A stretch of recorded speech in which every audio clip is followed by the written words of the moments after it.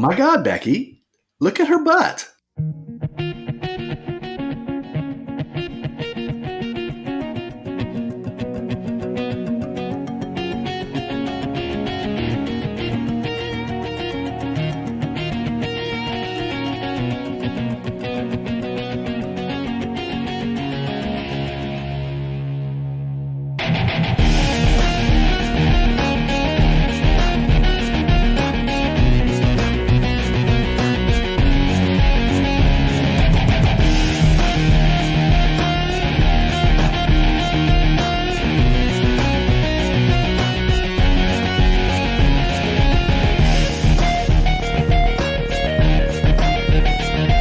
It's Thursday, August 6th, 2020. You're about to go down the rabbit hole with Joe and Brian. I'm Brian. With me as always, sitting way over there, well beyond the socially accepted 6-foot distance, is my good friend Joe. Joe, how you doing? I'm well, and yourself? Doing well. So, what do you think? Another good show tonight? Good would be an understatement. We're going to be changing lives tonight, man. Oh, I like it. Oh, well. Motherfucker, give me 2 fingers of Southern Comfort. What are you drinking tonight, Joe? Well, I'm having a Coke with lime juice and rum. It's a banana rum, and yeah, it's very good. I haven't had rum in a while. Well, yeah, but you've got me wanting to. And I've heard this other places, all these flavored rums. They sound good. Yeah, it's like. Yeah, it's like you know how like drinking like whiskey can be like drinking like fire water. Yeah. Drinking like fire water with a little less burn. Look at it that way. They're actually not bad going down. Nice. And you cut it with a Coke with lime juice. Tastes just right. It's a drink of the islands, isn't it? Drink of the islands, made out of sugar. That's what I need to do. That switch over from the margaritas and the whiskeys and try to do some hurricanes and mojitos. Well, I don't know how you handle your rum, man. Just yeah, we do. We both know. A little previous life experience there. But hey, it's always a good time with Mr. Newman. Follow the Joe rule. The Joe High rules. Eat first. Yeah. Yeah, that's a big thing. Yeah, because if you don't, you will suffer. Yeah. Well, I'm once again kind of detoxing this week, Joe. So I'm just drinking plain old water. Water. With some ice thrown in. No lemon or anything. Just water. Cucumber. I thought you were detoxing. Just plain water. Yeah, I am not a fan of water. I don't know. I could go through phases. Sometimes I crave it, but other times I have to mix it. I got some sugar-free Kool-Aid mix that I'll sometimes dump in there when I want some flavor. But it's just water tonight. Hey, do you? We're on team Brian. Yes. Yeah, we don't want you having an episode. That will not be the greatest. All right. So, what do we have on tap today? Well, thing I wanted. I'm sorry. Go ahead. Oh no, you were saying. Well, the first thing I want to get out of the way is you and I spoke earlier this week about different ways of distributing this podcast, and you've on multiple occasions you've brought up the YouTube idea, and I'll be frank with it. You're too nice to say as much, but I've always shit on the idea every time it's been brought up. I look at it. I always look for reasons why we shouldn't do it, and that's the wrong approach. I know that. I try not to be dogmatic about things all the time, but I do realize that a lot of people do get their content from YouTube, and so I'm not making a promise, but I've done some research. I'm not making a promise that I'll have one. I'll have it on YouTube this episode, but I have done some research. We both thought it would be really cool if we could maybe show a screenshot of the story that we were currently talking about. Mm-hmm. But that's just too much manual work that I'm just not prepared to do. Mm-hmm. But I've done some research, and I can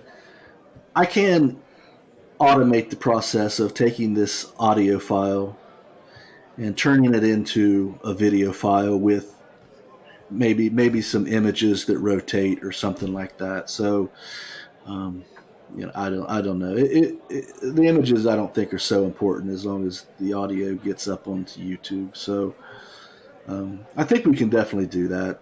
Well, I'm curious as to what changed your thinking on the matter.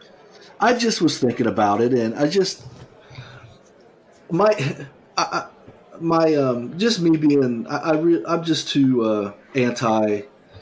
You know how I feel about social media and all that. So Brian being Brian.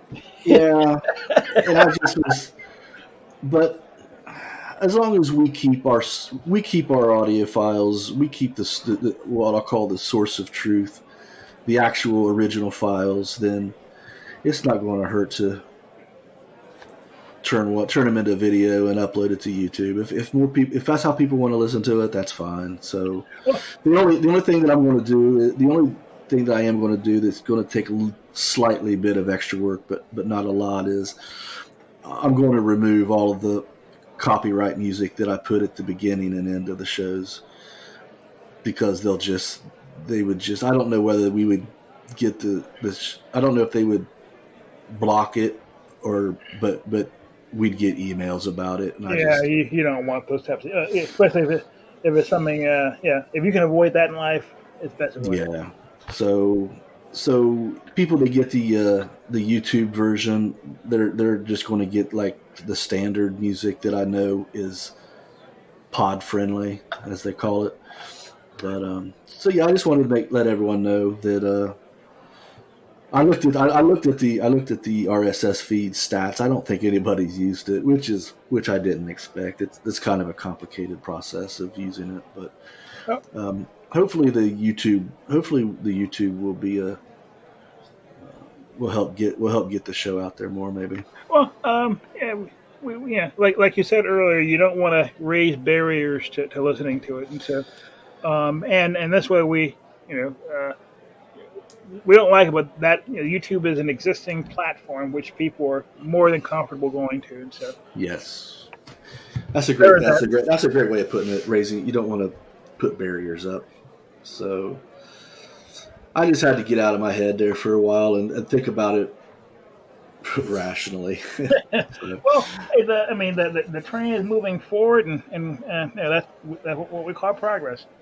Cool. Yes, sir.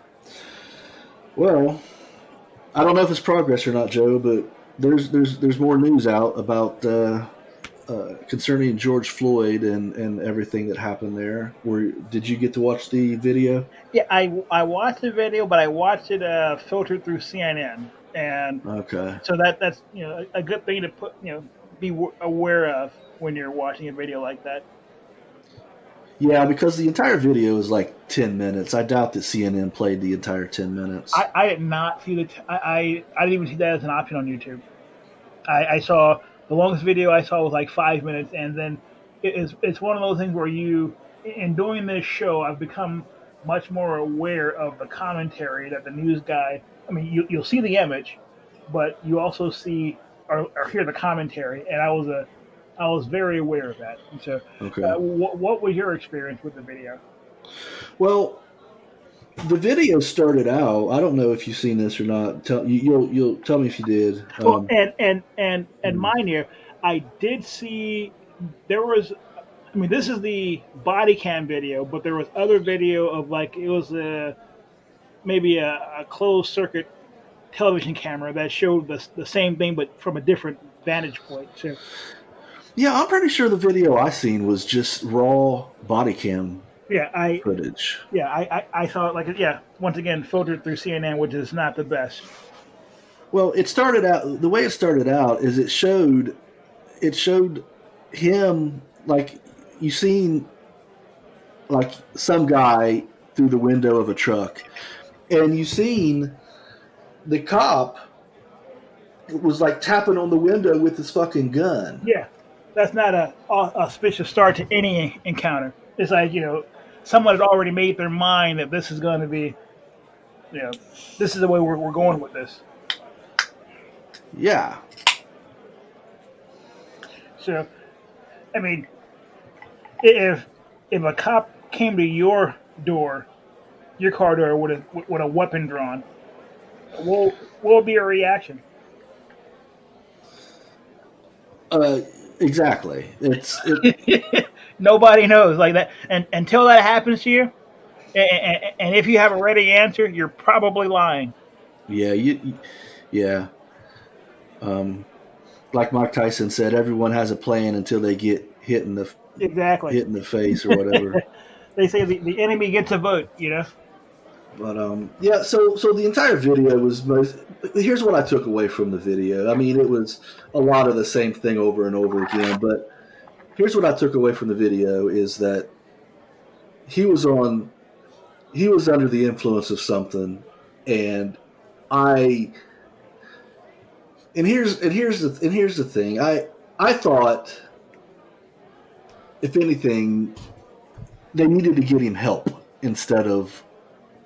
I mean, fine. He broke the law, fine, but get him to the hospital first, and then maybe I don't know. It just. But then again, I understand that police deal with people like that all the time, and maybe they're lied to 75 or 80% of the time. I don't know. That was my first thoughts. Is they should be trying to get this guy to a hospital, and then once he's stable, then take care of whatever laws he broke. That's what I was thinking as I was watching this, because it's hard to watch because the guy was struggling. Well, and that whole commentary piece that I was telling you about earlier on CNN, one of the things that jumped out to me was, in some ways, it was a commentator was saying something to the effect that George Floyd was resisting arrest and he was putting up a fight, and you did hear him talk about, oh, please don't put me in the car, I'm a claustrophobic, X, Y, and Z. Yeah. And you typically don't get a vote on that one. If they say you're going into the cop car, you're going into the cop car, but the answer shouldn't be to put him on the ground and put your knee on the back of the neck for the next 8 minutes. That's and a multiple choice answer situation, that's always the wrong answer. Yeah. He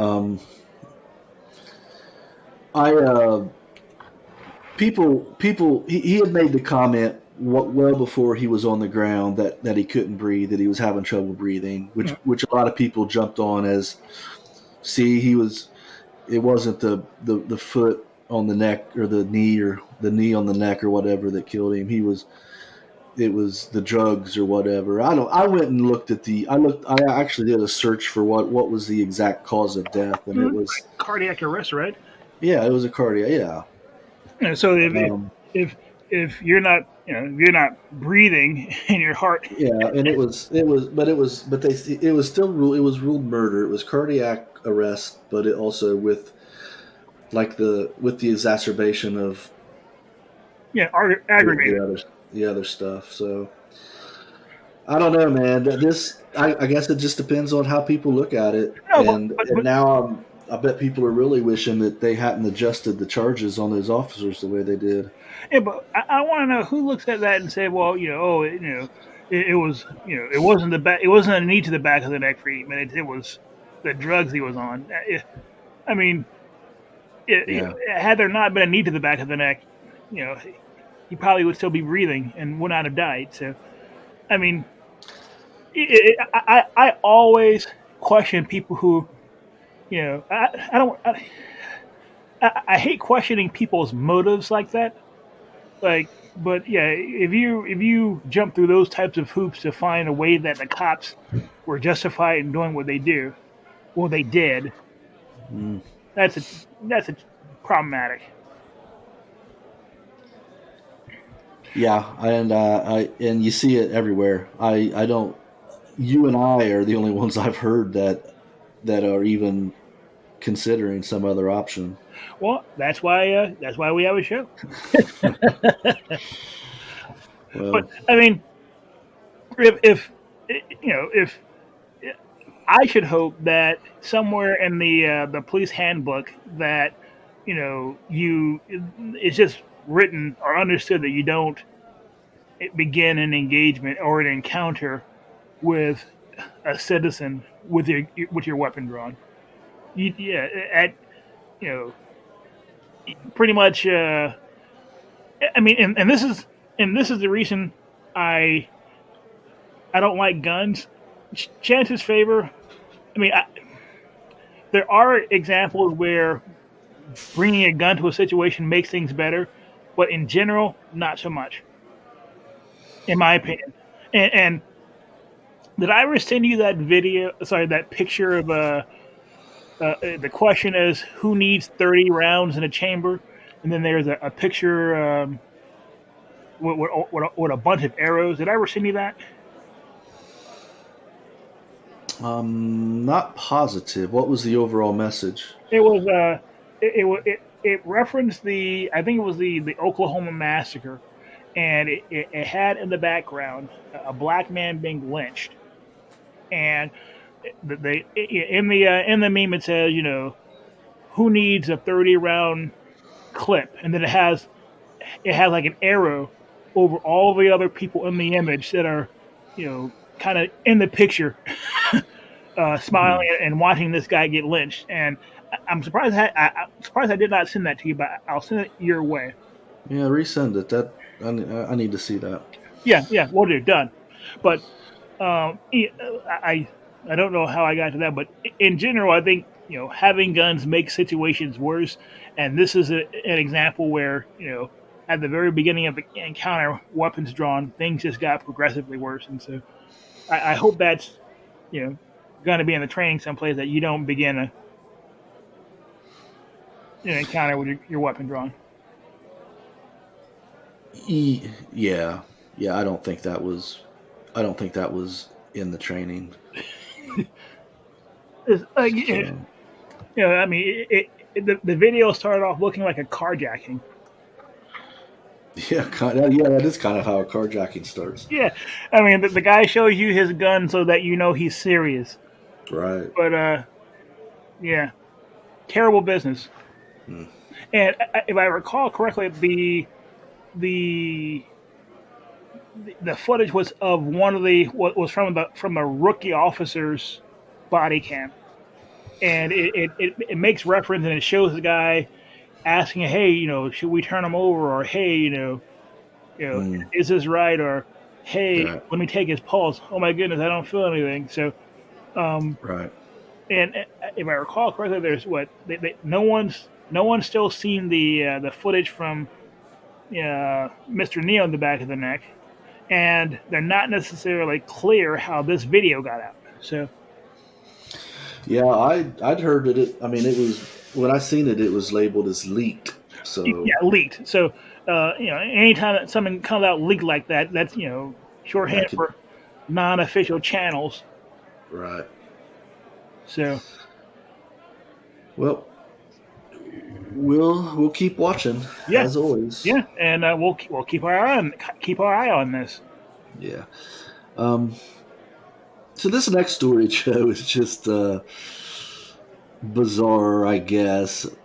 But I hope it's in a benign way, because Yeah, like so I seen a couple weeks ago that people were receiving packets of seeds in the mail that was in packaging to indicate that it was jewelry in the package, but it was actually seeds from China. And these were being people randomly. It seemed random from all over the country were receiving these packages, and then just this week we find out that where was this guy located at? He was in Arkansas. He was in Arkansas, and he went ahead and planted them. Oh yeah, I mean I love the story because that's mystery seeds from China. At the very, I mean, it sounds somewhat nefarious. On the surface, it's like, wait a second, like why are you getting mystery seeds from China that come in packages that look like jewelry? What could possibly go wrong? Oh, everything. So couldn't it be like almost the start of like an M. Night Shyamalan movie? Yes, exactly. So it's funny that you saw this story a couple weeks ago. No, I just seen your story about the guy planting the seeds this week, but I'd heard about seeds being received by people a couple weeks ago. Yeah, I hadn't heard anything like that. I hadn't heard anything about seeds being received. I was just scrolling through the through the feed. I'm like, wait a second, that's interesting. And what caught my attention was the guy said he actually planted them, and so this story came from what Business Insider. It says Arkansas man said he grew mystery seeds from China in his garden before officials warned against planting them. And what I love about this story that it seems, I don't want to say uniquely American because people all over the world are curious. I guess it's uniquely human, but so he gets these seeds, these mystery seeds, and there's a little story that's linked, and he gets them, and I guess he sits on them for a few days or weeks, and eventually his curiosity gets the best of him, and he takes those things and he throws them in the ground, and so says an Arkansas man recently said he received mystery seeds he received before hearing the U.S. Department of Agriculture warning against doing so. And people across the country have reported receiving seeds in packages appearing to come from China and sometimes masked as jewelry that they did not order. Last Thursday, the USDA said it was investigating the seeds and advised people who received them to contact their local agricultural offices. This guy, Mr. Doyle Crenshaw, was the guy that You know what happened the night before. He read the nighttime story to his kid, Jack and the Beanstalk. Yeah. Well, so I'm gonna plant these and I'm gonna grow my own beanstalk. Well, the thing is that he planted them, and he said he would come back every 2 weeks and throw some Miracle-Gro on them, and eventually the seeds grew into a squash-like plant with white fruit and yellow flowers.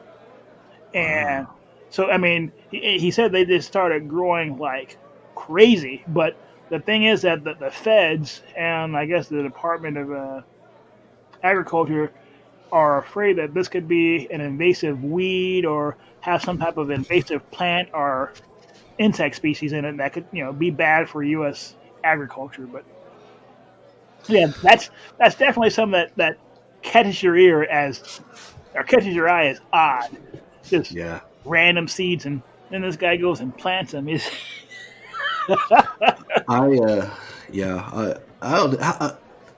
it at least taste the melons or whatever? No, the squashes or whatever. I don't know. No, I mean, it'll be my very first thing. Yeah, I'd be thinking, let's try to eat this stuff. But the guy hadn't in the story and the video. There's no mention of him eating it. But there is mention that the feds came through, took his plants, and they still have no idea what it is. That's crazy. Nuts. Well, I mean, I do understand being susceptible to, or I understand the damage that invasive plants and animals can do to an ecosystem. But I don't know. I'm definitely curious to what these things turn out to be, and I can't believe that how hard can it be to figure out? that probably should be evidence of. I don't want to say something nefarious, but the fact that they just can't look at it and be like, "Oh yeah, that's a such and such and such." That should give somebody a moment of pause. Well, true. I mean, yeah, just because they can't readily identify it doesn't mean as if it's evil, but that should Right. Okay, Joe. I've got a little story to tell, and I want you to just tell me, like, on what level of hell that this is gonna land me on. And how many levels are there? Just Are there? I don't know. Are there 9? Are there 9 levels of hell? 7 or 9. Yeah, I think Dante's Inferno. Yeah, that's what I'm trying to. But what? Yeah, I'll look that up. All So, are you familiar with? Have you seen the TV shows American Ninja Warrior? I have heard of that show. Yes.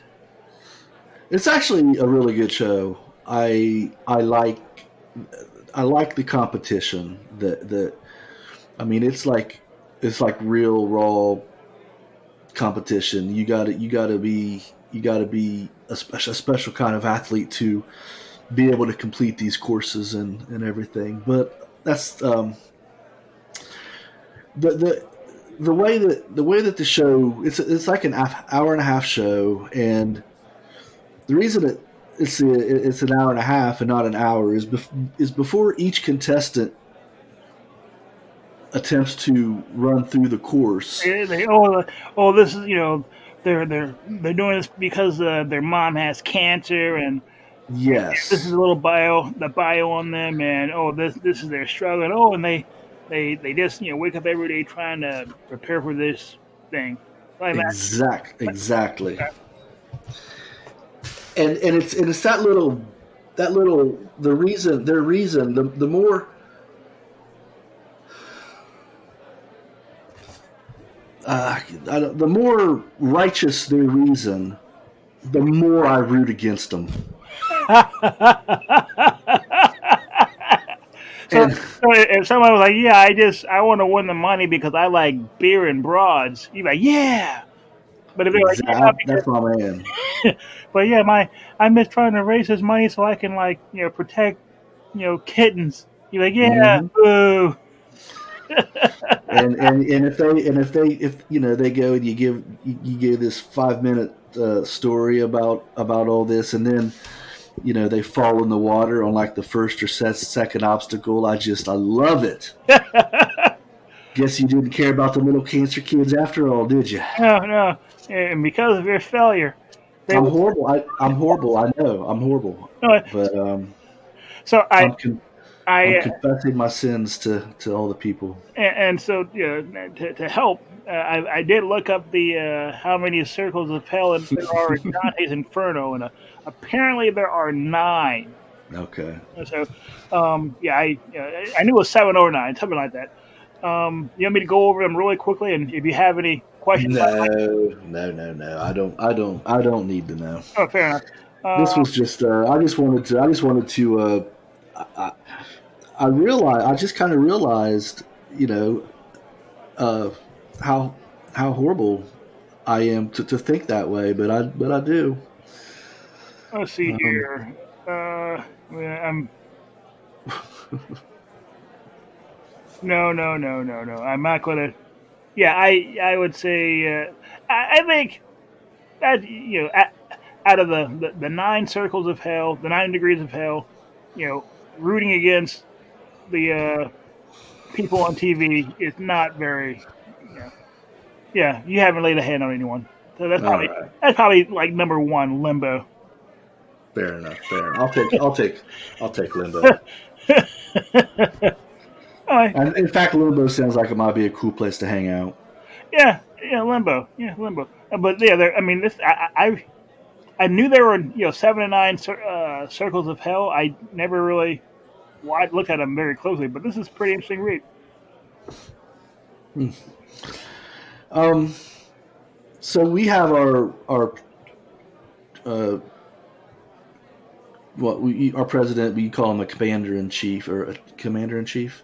Yep. He's also the troll-in-chief. You think he's That's- a troll in chief? Yeah, he loves to troll people Well, all the time. He's been And very active lately. yeah, and I just when you sent me an article, I think it was about Trump talking about GMAX and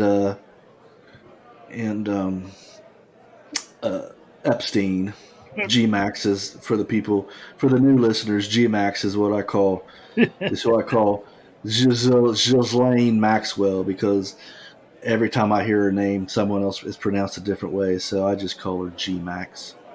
Maybe we should give a little bit of background as to who she is and how she's mixed up with this whole sordid affair. I don't know. We can, but if our audience don't know who these people are, I'm a little disappointed in them. But real brief, basically, Real brief. Epstein, international Playboy pervert, and I mean, is that wrong? No, pedophile. Yeah, Playboy. Okay, had the Lolita Express, which is a airplane for which he used to fly the rich and powerful around and introduce them to young underage women. Yep. And GMAX, my understanding is that was basically his. She was like the conductor. She would bring people or put them on his path.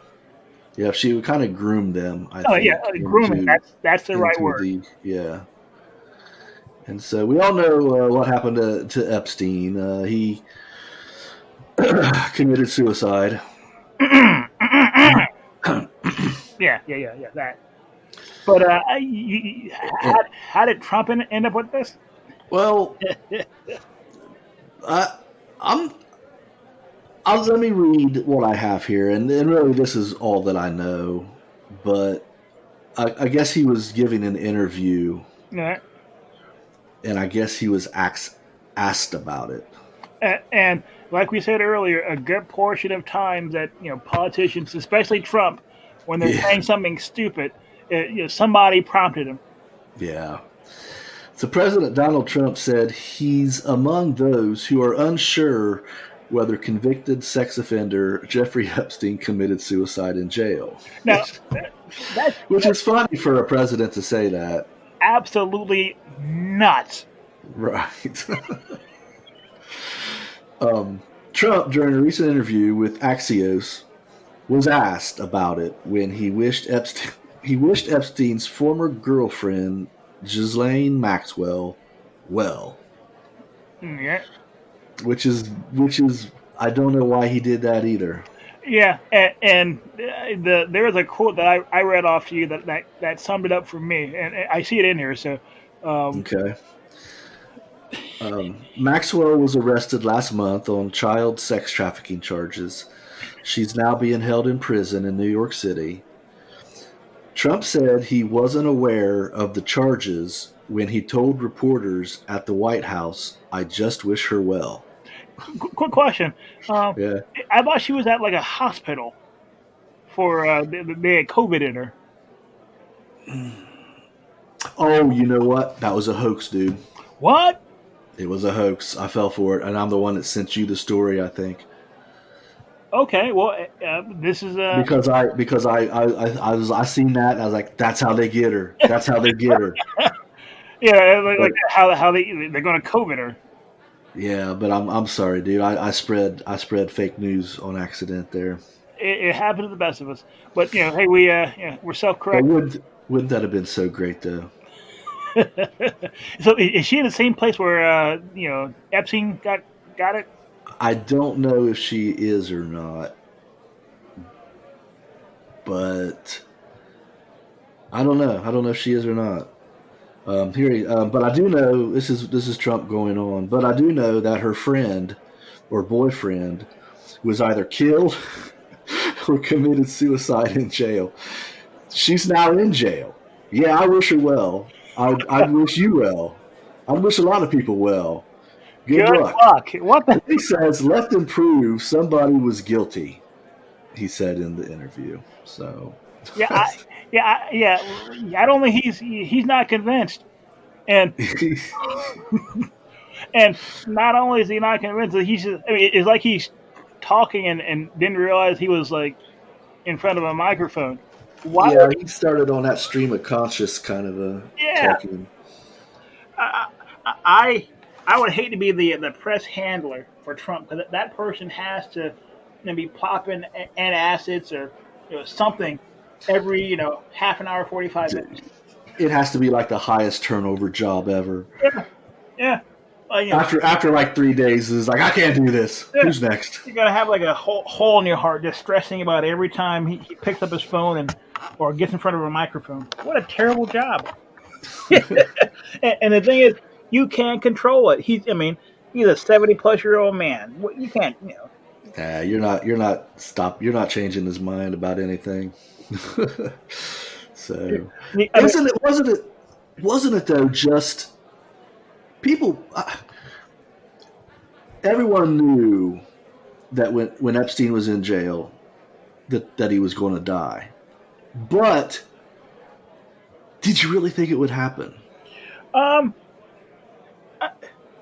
Well, yeah. If everyone knew he was going to die, and they had him on the suicide watch from Jump, yeah. I know. I know it. I got it. I'm like contradicting myself, but it's just like it was like a joke. I mean, everyone was like, everyone just knew it was like he's going to. They said he's going to be Arkansased or suicided or all these things, and then you joke about it, and you're like, yeah, but it actually happened. It's like, and then it actually happened. That's the kicker. It's like, yeah, you know certain things are going to happen. You know that Kanye West is going to open his mouth, say something crazy. Trump's going to say something crazy, but you don't expect for people to actually die in prison like that. Yeah, it was anyway. So if she was. I said if she was to go the same way, that's just them, and they being, I'm just going to call them the elites, I guess, just slapping us in the face. It's like we're above the law, and it's that we do what we want. I do what I want. We all know that we're shady, and what are you going to do about it? Nothing. Yeah, we've got so much money. We can come and get you. I mean, yeah. A New York City prison can't keep us from you. That's right. Kind of scary. Yep.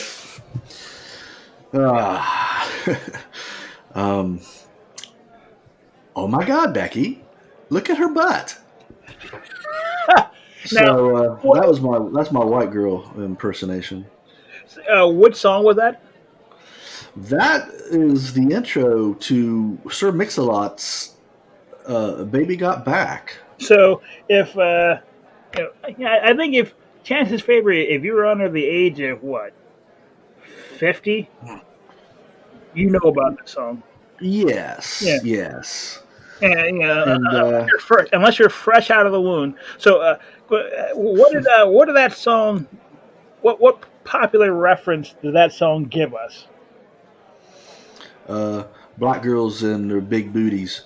That, and I think what was the girl's name again? Becky's. Becky. We have the typical Becky's. And it's kind of amazing how disgusted these chicks were. They're like, "Oh my God, just look at it! It's just rounded, just flopping." It's like, hey, I mean, they didn't give the other girl's name, but I'll bet it was Karen. Becky and Karen makes about right. And haven't they been in the news a lot lately? Or at least Karen has. Karen definitely has. What has Karen not been up to lately? Exactly. I first mentioned Karen back when we were talking about the Amy Cooper, Christian Cooper, the white girl walking her dog in the park and freaking out over the black dude.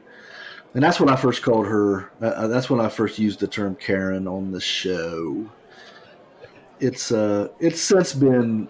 I think I told you a few shows back that we need to stop using it because it's been co-opted by the mainstream, and as with everything, they've fucked it up.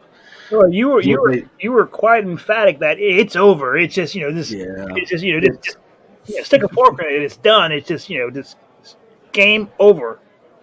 Yeah. So it's been tainted. It's people use it now in the wrong context and everything. But that's beside the point. We just wanted to talk about Karen's and Becky's. I thought it would be fun. Yeah. I see that you came across a rather interesting definition of that we can both agree on. Yeah, and this actually came from Merriam-Webster dictionary. Go figure. Okay. But they define Becky as a white woman who is ignorant of both her privilege and her prejudice. So I guess that's fair. I never thought of Becky as anything other than white female, white suburban, middle to upper middle class female who that other stuff may being unaware of her privilege or prejudice, those may be elements but not essential elements. Yeah, I never, from the time I'd first, and through all of the memes that I've seen of Karen's, they never really had any racial overtones to them, and so I never really thought about them in racial terms. The only racial thing that I thought about them is that they are usually always white, but their vitriol is never really aimed at any. They don't. I don't think they typically attack people based on anything specific other than. What was the definition you found for Karen? Because I like the one for Becky. Yeah, this is a Karen. Karen is basically a graduated Becky. who's extremely aware of her privilege and weaponizes it. Again, I don't know, but it sounds okay, I guess. I mean, Becky. You were saying. Let me finish this out. Becky convinces herself and attempts to convince others that her whiteness doesn't matter. A Karen doesn't even bother to fake it. She knows it's her big joker and plays it whenever necessary. I don't necessarily agree with all of that, but you were saying? No, go ahead. I want to hear what you have to say. Well, it dawned on me that you are not likely to encounter a Karen in that respect. And so the definition that we had talked about earlier, the woman that wants to speak to the manager. But I when we look at Amy Cooper, the Amy Cooper scenario, or if we look at another scenario, and this is funny because since the Amy Cooper scenario, I have seen actually a video came across the wire earlier this week with a quote unquote Karen terrorizing a Hispanic couple. I'm going to send that to you offline just for for giggles. But yeah, this chick was clearly crazy. But and the definition was that a Karen is a basically graduated Becky who is extremely unaware of her privilege and weaponizes it. Becky convinces herself and attempts to convince others that her whiteness doesn't matter. A Karen doesn't even bother to fake it. Yeah, I'm sorry to have read that again.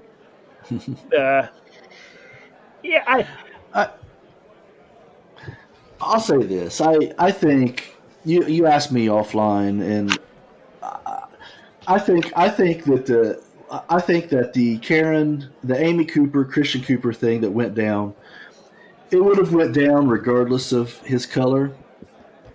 We just wouldn't have heard about it otherwise. But I'm convinced that if she sees someone that she thinks is doing something wrong, regardless of their color, she's going to jump in their shit. That's what I consider a Karen. But the thing is, in this case, the Karen was doing something wrong, and that the other person wasn't even jumping in their ish. It was just saying, "Hey, could you?" Oh, well, break yeah, the rule. yeah. You're right about that. Yeah, I got that backwards, didn't I? Oh, it wasn't backwards, but like just it seemed like a Karen's ready to jump in someone's ish. For Well, yeah. And I'll stand by what I said. If it would have been a white dude who would have jumped in her shit, she would have reacted the same way, I think. but she would not have called the cops and been like, this white guy. And that's the thing. She would not have said, "This white guy is threatening my life." I'm not sure about that, man. That's almost mind reading. I mean, I don't know. A Karen is a devious type of person. On that, and that we can agree on. Yeah. So. But hopefully, neither of us comes across a Karen. And yeah, we've all known Karens in our time. They hadn't been identified and labeled yet. But yeah. Could you imagine how your life might suck a little bit if you were a white female named Karen? Yeah, I have an old girlfriend named Karen, and she'd be about the right age. Is she a Karen? I doubt. I don't know, man. I was 19 and she was 17 or 18. So I think we may have talked about her offline years ago. And we can revisit that offline here if you're. So, if anything, I can say her name is spelled different. With a Y. It's a Y-N. Yeah. R-Y-N. So. Yeah. I always watch for people with different spelling. So like. I remember hearing there was a definite difference between a Sarah with an H and a Sarah without an H. I can only imagine. Ooh. I can only imagine the difference between a Karen with a Y and a Karen without a Y. But maybe here, that might be another story. Right. Well, let me move on to our next thing here. And just so that people know, I'm gonna try to keep this show at a steady clip because I'm on battery power tonight. Oh no! So, and you can never trust what the battery gauge says, but as of right now, it says I have an hour and 15 minutes left, so we should be fine. But if anybody's wondering why, if I seem like I'm in a hurry, I'm racing against computer batteries tonight, and we got some important issues to get through. Yeah, we do. So one last thing here, and this is we had talked a while back about Russiagate, and it was just an interesting conversation, I thought. But I came across these two clips that I found I thought might shine some light on. And I mean, I know everyone has an agenda, so take what's said in these clips with a grain of salt, I suppose. But it sounds pretty legit to me. So let me play this for you, Joe, and let's see what you think. All right, please educate us.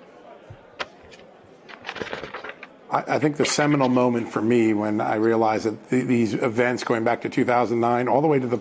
I'm sorry, I should say this is a guy named Seamus Bruner. I believe he's from the Government Accountability Institute, and he is being interviewed. And that's all that I know, I'm afraid. So there we go. President's impeachment, 2019, were connected was I had a dinner with a senior Clinton campaign official about 2 springs ago, and I started talking about everything I'd learned about Christopher Steele, and he said, well, why do you think we did the project? And I said, well, I assumed it was to dirty up Donald Trump. And he said, well, it actually started much earlier than that. And what is it? And he said, we came into the 2016 campaign worried that Peter Schweizer's book, Clinton Cash, and the aura of the Clintons cashing in on the Russia policy was going to be one of her liabilities, and we wanted to scare Republicans away from it. So we started researching people like Paul Manafort, all the figures that later came out in the scandal. And we were just looking for a way to scare Republicans off from not using Russia as an election issue. I started to think, oh my gosh, this isn't what we thought it was. It was a neutralization effort to kind of keep an issue off the table in the 2016 election. And then Donald Trump kind of plays into it. And then when Christopher Steele takes it to the FBI, it takes off in an entirely different direction. I said, is that what happened? And I remember that Aide looked up and down about 2 or 3 times and finally said, yeah, that's what happened. All right. Oh, that's pretty interesting. So Christopher Bruner, the person who worked for the Government Accountability Institute, spoke. Seamus Bruner. Oh, I don't know how I got Christopher. Oh, we did hear Christopher Steele. Thank you, Seamus. Yeah. Seamus Bruner, who worked for the Government Accountability Institute, was talking to a nameless, faceless senior Clinton campaign official. Right. And and basically. But, so it was. If you look at it from the aspect that no one was expecting Trump to win. It was always going to be Hillary. This makes sense. I won't say almost. This makes sense. I don't know if it's the fact, but it makes sense. It does make sense insofar as, did you hear much about that whole, Russia? Did you hear much about, Russia was all over the campaign. Well, after the campaign. I heard a lot about Uranium One all over the place, but it was supposedly debunked, as with most issues that people don't want to talk about. Someone debunks it. So I only heard about Uranium One on the fringes, and it always seemed to come from almost like a kook angle, like people who think this is an issue are crazy. Yeah. Well, I didn't read that book that he referenced, but Clinton Cash. I didn't read the book. I do recall hearing it, and I'm like, yeah, just by the very title of it, and you think about how they were raking in all that money through the Clinton Foundation while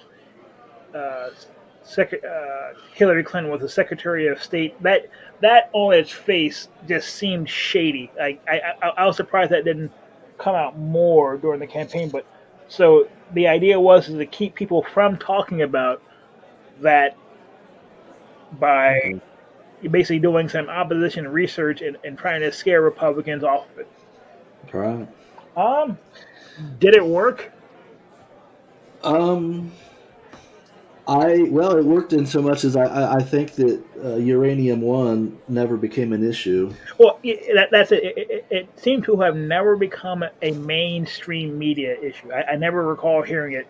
I recall hearing it from some conservative bloggers and conservative YouTubers, but never recall hearing it on the mainstream media. Or if you did, it was one of those, blink and you'll miss it. They did not cover it the way they covered the Clinton emails, which to me was a much, well, it's a big story, but not as big as Clinton taking money from people or governments all over the world while she was Secretary of State. That seemed like a much larger story. Yes. I have one more clip here. I think it might, because I think neither of us are completely sure on what Uranium One really was about, and I think this clip might shed a little bit of light on it, or it might just confuse us more. I don't know, but my understanding of Uranium One was basically Clinton brokering a deal whereby we sold a significant amount of uranium to the Russian government. Yes, but I know nothing more beyond that. Let's hear the clip. All righty.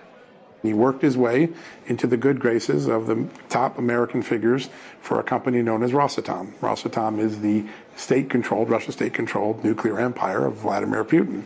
And he gets in, and very early on, he finds out. Okay, I'm sorry. I think he's talking about someone named Doug Campbell, but I'm not sure who that is. Yeah, my very next question was, who is he? But thanks. Yeah, I think he's talking about a guy named Doug Campbell. if you're going to be a consultant for the Russians, you have to pay kickbacks. They're asking me to kick back money. Well, he delivers the money. They take it gladly. And now he's on the inside. And for 3-4 years, he's informing the FBI that at the same time that the Obama administration is doing these deals, they're going to give billions of dollars of American utility contracts to Russia. The government arranges that. American government arranges that. They allow them to buy uranium under the ground, a transaction that's known as Uranium One. Believe it or not, that was not the most valuable thing that Vladimir Putin got out. He wanted those billions of dollars of nuclear fuel contracts, because then American utilities would be reliant on Russian fuel for years to come. And he knew it. The documents show if he got that deal in place, Americans would not mine their own uranium. So all of America's uranium mines have shut down. We couldn't produce uranium tomorrow if Vladimir Putin shut us off. And so he gets into all of this, and then he's reporting this in real time to the FBI, and the FBI is telling him, your information's made it to President Obama's desk. It's made it to the desk of Robert Mueller. And so he's sitting there, and all of a sudden, after delivering oodles of evidence, he comes out and he finds out they just approved the Uranium One deal. The Obama administration just gave them 20% of America's. After I just told you this is their strategy of global domination, they're paying kickbacks. And the agents tell him, why, and he asked the agents, why did they let this happen? He said, you have to ask your politics about politics. But it is irrefutable that at the moment, the Obama administration, Hillary Clinton, Joe Biden, President Obama authorized all of these transfers of contracts and uranium to the Russians. They knew the recipient company, Rosatom, was engaged in conspiracy in the United States, racketeering, kickbacks, extortion, and bribery. I know what you're going to ask is when they said you'd have to ask so-and-so, I don't know what they said. I've listened to it over and over again. I can't make out what he said. He was tripping over his words there, I think. Yeah, well, I mean, as glad to know, I'm happy to know that I'm pretty predictable in that. Because I'm like, yeah. Okay, cool. I couldn't. You'd have to ask. I couldn't make it out. So anyway, that's interesting. I guess I didn't know. I mean, if that's true, I didn't know that we relied on Russia that much for our what do you say? Are you uranium utilities?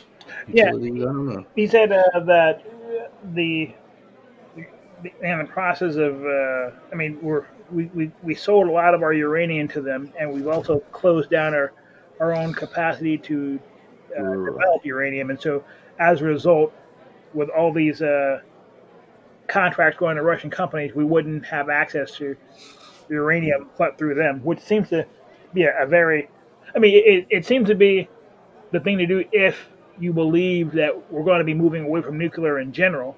That okay, this is a book or a line of business that we're no longer even interested in playing in. Here, sure, have them, but even that seems foolish when you think about what Russia's been doing with energy politics all throughout the Baltic states, basically using energy as a weapon. Right. So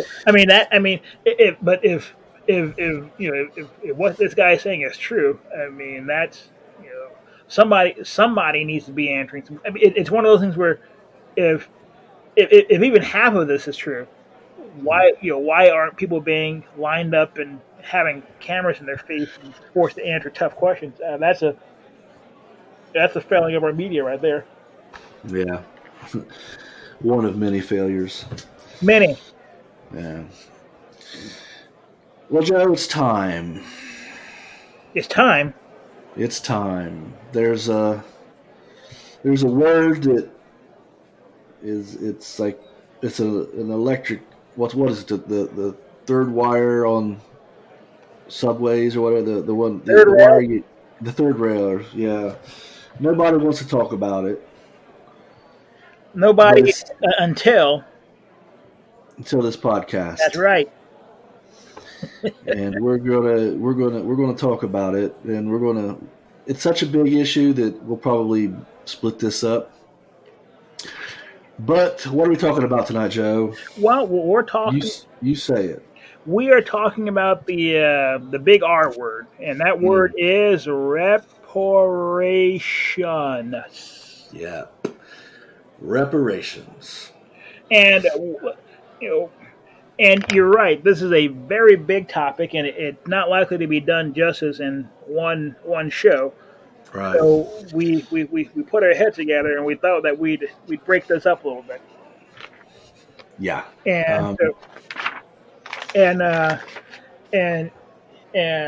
journalism 101 fashion, we're going to break this topic up into to the basic questions of journalism: who, what, when, where, why, and how. Does that sound fair? Yeah, I like it. Let's do it. Yeah, and because this topic is so multifaceted and multidimensional, we're going to tackle three of those questions today, and those are who, why, and where. Okay, and so just for good measure, I thought I'd just start off the conversation with a definition of reparations. Oh, good. Okay. Well, and so in general, reparations are the making of amends for a wrong one has done by paying money or otherwise helping those who have been wronged. That sounds, that's the dictionary definition from Google. Okay. Okay. And on its face, with that very, I don't want to say bare bones. It's pretty bare bones, but just general definition. What say you? Yes, I agree. That sounds like a general definition. Yeah. And just for good measure, let's go into this. So if reparations are just a making amends for a wrong, we're going to have to be more specific. In this context, we're talking about reparations for American descendants of slaves. Yes, this is what this would be under the who. Yeah, I would say, yeah, it's ADOS, American Descendants of Slaves, and only them. Now, let me do a quick preface to this, if you don't mind. Of course. A year ago, just reparations. It was a non-starter. It would just be a non-starter for me. I had the you weren't a slave, so because your ancestors were, why do you that whole I guess white person take on reparations. But the crazy thing is that it's not just a white person's take on it. It's well, you were saying. I'll let you. Okay. But anyway, I've since we've mentioned this other podcast on the show a few times, and the main guy is this dude named Mo Fax, who is a black guy. He is very much about ADOS, American Descendants of Slaves, and I've listened to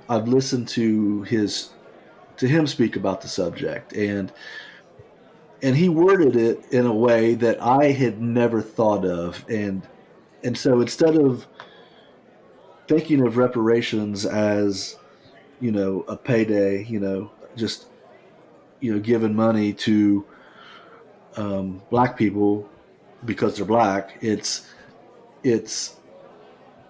payment for services already rendered. Mm-hmm. Well, I kind of like the idea of giving money to black people just because they're black, but like most things, this onion has multiple layers to it. Right. So, exactly. Opening. Yeah, I like the idea of giving black people money. It's more layers to that, more complicated. So it is. And I think services rendered, that being the work, building basically the infrastructure of not exclusively, but a large part of the infrastructure of the country. Their work was done that wasn't paid, and that's what they're. And then so that's the services. That's the services rendered, and so this is when you put it as this is payment for that, it doesn't seem so outrageous, at least not to this white guy. All right, and thank you for that, and telling us how you first came in contact with the idea of reparations that was said in a way that made sense to you. Let me go back into my history with the term, with the movement as it currently exists. About early 2000, late 2016, early 2017, I encountered two people online by the name of Yvette Carnell, who's an activist that works out of Atlanta, Georgia, and another person by the name of what's his here? And oh man, I feel so embarrassed. Let's see here. I should have his name, Antonio Moore, who's an activist that works out of Los Angeles. These two, almost single-handedly, to my knowledge, brought up and raised the profile of the whole reparations debate. And even if you listen to Mo Fax, he heavily references and uses the language from the two aforementioned people, Yvette Carnell and Antonio Moore. Okay. But I mean, but it's interesting to see how this this whole reparations thing, literally, 2 years ago, 1 year ago, you were like, you would have been against it. 2 years ago, I had barely heard about it, and so I was just becoming more aware of the argument. And what you put your finger on it is correct. Is that it's the idea is that it's payment for services rendered on the part of American descendants of slaves. And so if like what you put your finger on, that whole infrastructure of the country, so much of the wealth and the wealth that undergirds our society today was built upon or built by and on the backs of African American descendants of slaves. And so the idea that, and this is something that I think I may have put my finger on this. I think last show, if you listen to Democrat politicians, they're very good in practice at diagnosing the issues that plague the African American community. But when you ask them, "What's your solution?" it's crickets. And so I thought that this debate, this topic of conversation, is very important because it begins to start to address some of the ills that you find in the African American community, and a good portion of them have to do with just basically being poor, Right. So, there's that. Well, let me ask you, since if we're going to make the distinction that there's a group of black people who are descendants of slaves, what about the other, and I'll say the word, the people of color, where black and brown and all colors just kind of become one big group? Yeah, and I think once again, thank you for putting your finger on this. And if you want to make reference to a group while ignoring their issues, lumping them into the people of color camp is a perfect way to do it, because people of color can refer to anybody from the person who literally got off the boat or got off an airplane from Shanghai yesterday to a person whose family has been here since 1619. And so it's one of those terms that it's clever. I mean, if you are not careful, you could think to yourself, yeah, they're talking about me. They're talking about my issue. But in actuality, when you look at the way the term is applied politically, it typically, it's anybody who's not white, pretty much. And anybody who's not white doesn't have that special claim to have been part of the people who helped build the foundation of this country. So that term is, I think, I don't want to say if you're using that term you're an enemy, but we are likely not talking about the same thing. Mm. Your thoughts? Yeah, the problem is that you can't. There's just no way. If you want to talk about reparations in the concept, in the terms of just people of color, it's a non-starter, and it could never be done. And rightly so, because I think it's important for us to put our finger on this, that there is a difference between someone whose family went through slavery and they are a descendant of American slavery, and someone who maybe their family got here in the 80s from Nigeria or Right. the Caribbean. And it's not to say that being black, it's not to say that they're not black enough, but it is to say that they don't have that same claim to have put in the work to deserve some type of payment. So it kind of reminds me of how the old saying with the Democrats was, the Democrats just want to give it all away. Mo made a good. I'm going to butcher this probably, but he made a good. He said, and maybe he took this from someone else. I don't know, but it's essentially that they use the black man to get. They use the black man's plight to get stuff.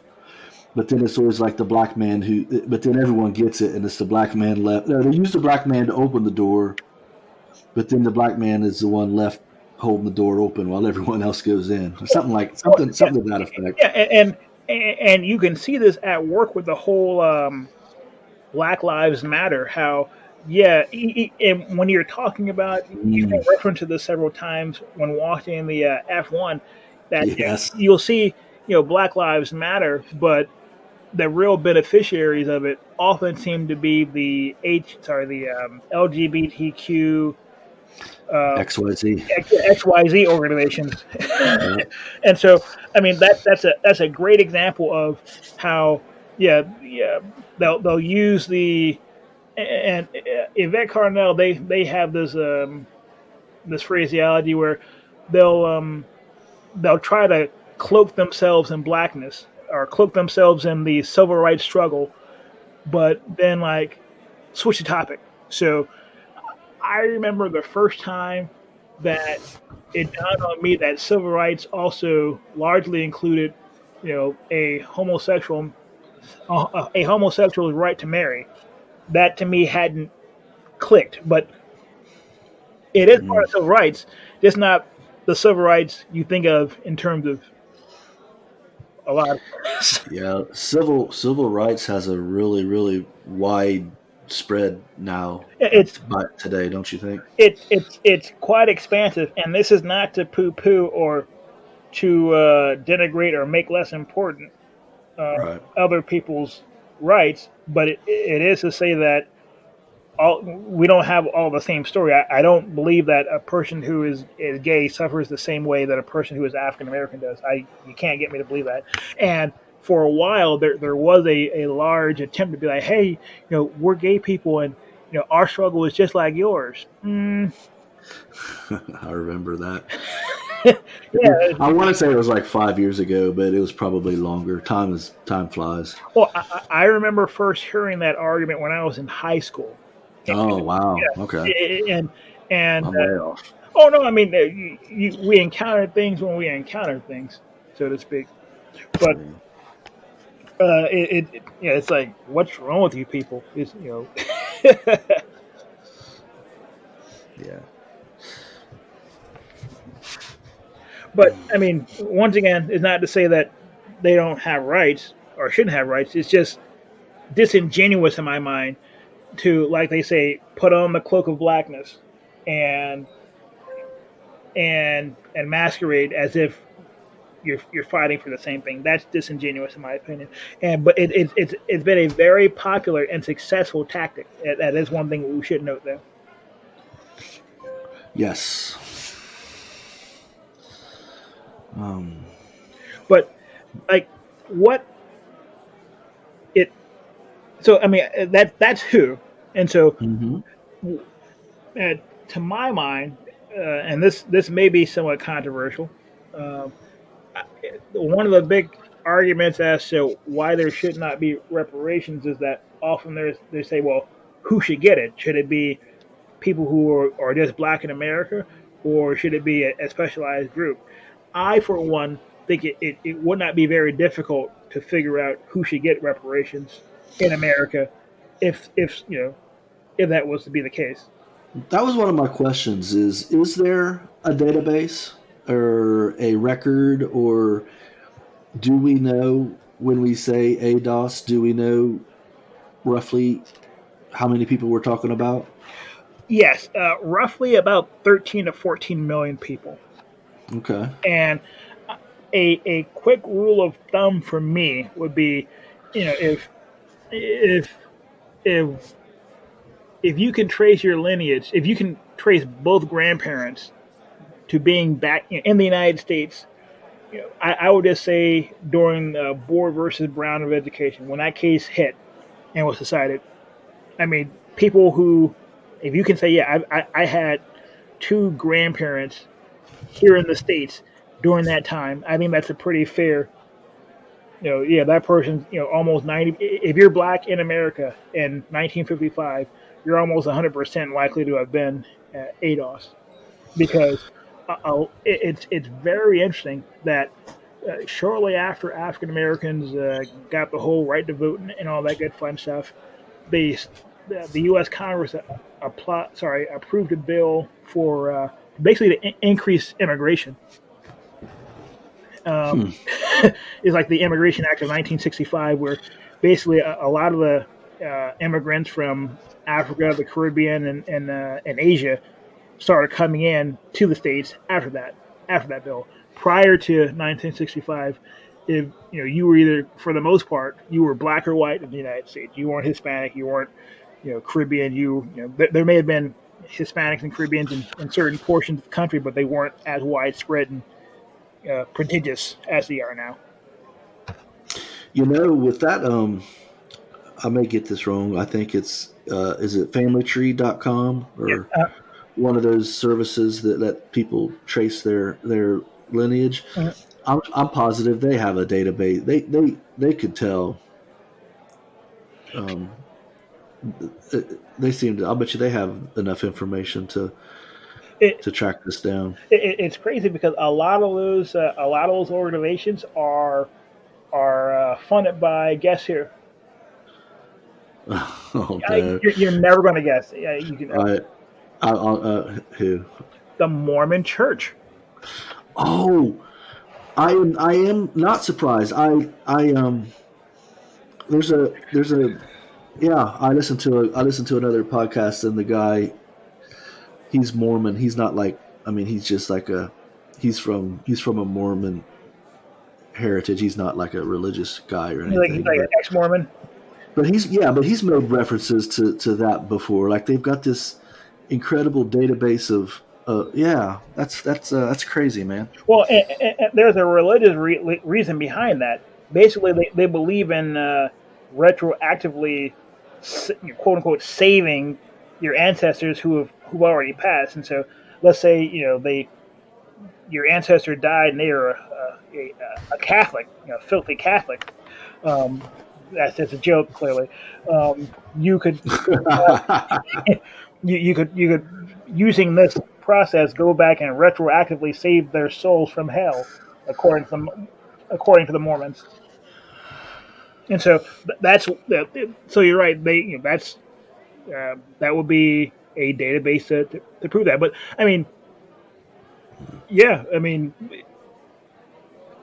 yeah, but truth be told, anyone alive today, sorry, 99.9% of the people alive today in America have some type of birth certificate that lists their mother and their father, and you can easily go from there and find out who their mother and father was. And so it should not be something that was a tremendously difficult Herculean task to figure out who was here or who has family that has roots here, so to speak.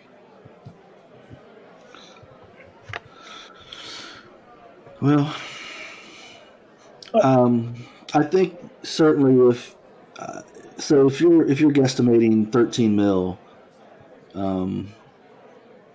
yeah, I don't know what kind of. I guess maybe the next time when we talk about the what or the I guess the funds or however much we're talking about. Are we going to talk about that tonight? No, that's on the list for tonight. That's okay. That's yeah. Yeah.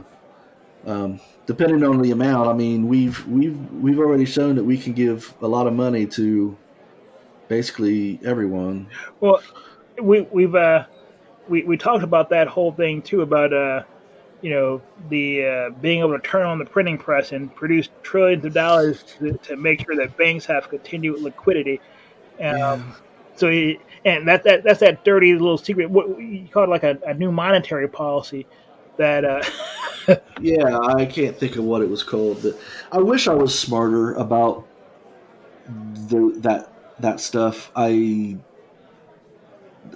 that's something that we can try to talk about another time too, because I can't imagine there has to be a point where it collapses. But there's a point, and the thing is that no one knows what that point is. It's that thing where you only know it once you've crossed it, and people no longer have faith in the U.S. dollar.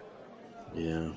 But yeah, we can. I mean, the difference between being smart on an issue and not being smart is a couple weeks. So we can do that.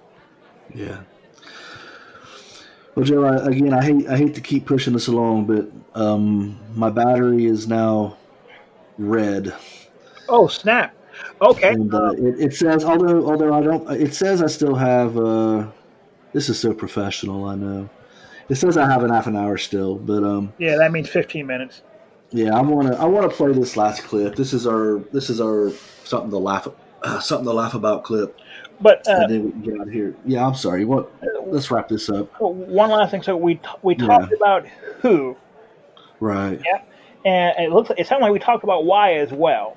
The services rendered, right? And we also talked about where. That's easy here in the United States. Mm-hmm. All right, cool. So we talked about who, where, and why, and yeah, we can go to the next piece. Let's go out, jollily. Yeah, for sure. Well,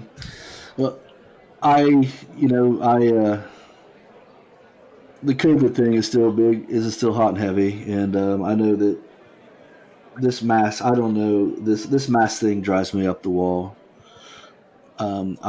Just to go on the record, if there was ever any doubt, I think that they're bullshit. That does not sound like the Brian Newman I know. Doesn't it? Doesn't flabbergasted. Well, just shocking. This is. I got a clip here that I don't know. This. I have mixed feelings about these kinds of videos, but I found it humorous. I found it more humorous than annoying, so enjoy. All right. Oh, my apologies. I was wearing my mask because I just got back from a full day of being a good person. I love my mask because it's a simple yet effective way to display my righteousness. Am I concerned that 2 children in China dropped dead because they were forced to wear masks in gym class? Nope. Am I concerned that we're creating a generation of children who will be socially awkward and conditioned to fear their fellow man? No. Am I concerned that I'm contributing to an impending socialist technocracy that will enslave the global population? Not even a little bit. Am I concerned that my mask is symbolic of my compliance to the social conditioning that will eventually lead to the forced vaccination of every man, woman, and child on planet Earth? Not a chance. And why am I not concerned, you ask? I'm not concerned because I decided a long time ago that shallow, insignificant gestures are a much easier way to showcase my morality than actually being moral. Because in order to be a real good person, I gotta stand up to a real bad person. And I don't like standing up to or for anything. I've decided that it's much easier to trick my own mind into thinking compliance is a virtue instead of what compliance actually is: cowardice. I prefer to float through life completely ignorant to the fact that every socialist takeover has always begun in the exact same way, with government overreach, public shaming, censorship, and a toilet paper shortage. Don't believe me? Google toilet paper shortage in communist Russia. Did you think you were having a unique experience? I prefer to pretend history never repeats itself so that I can stand by and turn a blind eye every time history repeats itself. I prefer to call anyone who speaks up, fights back, or stands their ground a lunatic or a conspiracy theorist so that I don't feel obligated to do my own research. Research takes away from me time. And lastly, I prefer to put on my mask and stand among a sea of masks so that I never have to be seen, be free, or reveal the deep, dark shadows that lurk within me. Hey, Brian. There you go. Hey, Yeah. Brian, can you tell me what you really think about wearing masks? 'Cause I mean, there were some shades of gray in that video that I just need to be parsed out a little bit. You're too funny, Joe. That was a lot. I typically don't like these overproduced kind of. I know that it's just they're trying to get clickbait and whatnot, but I am going to Google toilet paper in Soviet Russia. That was interesting. I was in the process of Googling it like right now. Toilet paper shortage, Soviet Union. Let's see here, but people tend to misunderstand shortages in the Soviet Union, USSR, including shortages or toilet paper. First, toilet paper in the Soviet Union was available in stores, but not always, so people hoarded and stored as much as they could. The same way with other goods and foods. Okay, that's funny. It is funny. It's funny, boo-hoo, and yeah, it's one of those things where I think we have a disagreement on this issue. I think we both believe this thing is somewhat overblown, but I think you're a little bit further along that path than I am. Okay. But you are right. There is a sense of you're a bad person if you're not wearing your mask. That you hate your grandmother. You're just totally inconsiderate and not concerned with other people's health, and I don't necessarily think that's the case, but right. Well, there you have it, Joe. Another one in the can. In the can.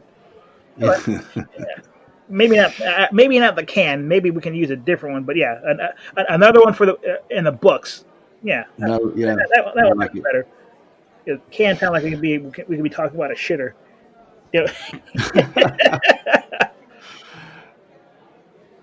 Only you, Joe. Yeah, sorry, I'm that guy.